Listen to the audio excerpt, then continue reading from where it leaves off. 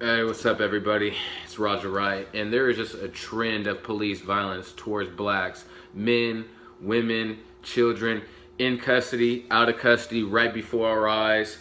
From Freddie Gray, Sandra Bland, Mike Brown, Walter Scott, Tamir Rice. I mean, the list goes on and on and on, including myself. So I'm just speaking out because I lived through the horrors and the lies, and I just want to share my story. So it was October 9th, 2004. I was walking to the store, and as I was at the store, next thing you know, about 4 or 5 white police officers pull up, get out of their car, proceed to approach me and close in on me. Without asking any questions, they just knee me, punch me, get me down on the ground, and restrain me. From restraining me, an officer comes up to the front of my body and grabs my neck and chokes the life out of me.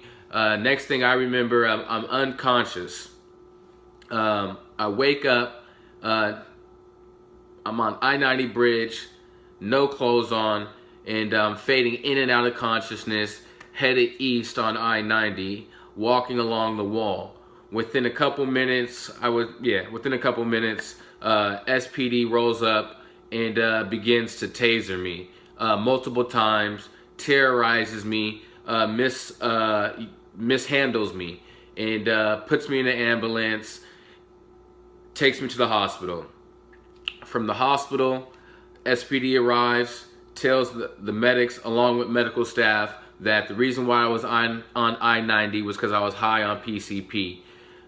Hospital, the medical staff takes a toxicology report, and there's nothing in my system, no PCP. But they, despite those tests, they administer antipsychotic medication. The name of the medication is Hydol. My friend's a pharmacist. That is the most powerful antipsychotic medication on the market. He said that stuff could have killed me. So from there, I'm high on antipsychotic medication, but my family's being told that I'm high on PCP. So from there, I go home. 8, 9 days later, I'm fucked up, hearing voices in my head. When I say fucked up, I mean fucked up. I'm rolling with my cousin one day, or driving with my cousin, and I end up jumping out of the car because I'm hearing voices in my head. I'm running in and out of traffic, opening people's car doors shut, and I'm scaring these people. Terrorizing these people.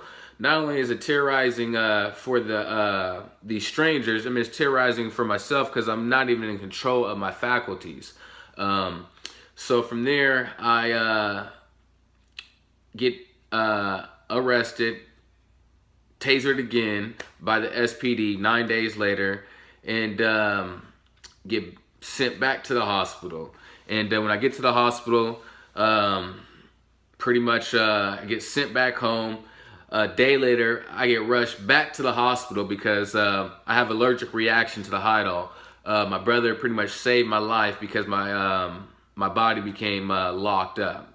So I ended up having to get rushed back to the Harborview, to the emergency room, and get checked for the allergic reaction. And so from there, I'm pretty much out the hospital trying to heal myself and take care of my health, because that's what I was told from my father is, worry about your health, get mentally strong, get mentally right, and didn't pursue a lawsuit at the time. But a year and a half later, I have another encounter with the SPD, and that's the setup where I'm falsely arrested in front of my dad's house in 2006. And I'm sitting at a stop sign, and the SPD rolls up and just stops in front of my car. And I pull out because I thought that was in the best interest. Pull out, pulls me over, accuses me of stealing a car. I show him that I have the paperwork, that the car's not stolen. From there, it's driving a car without my headlights. And I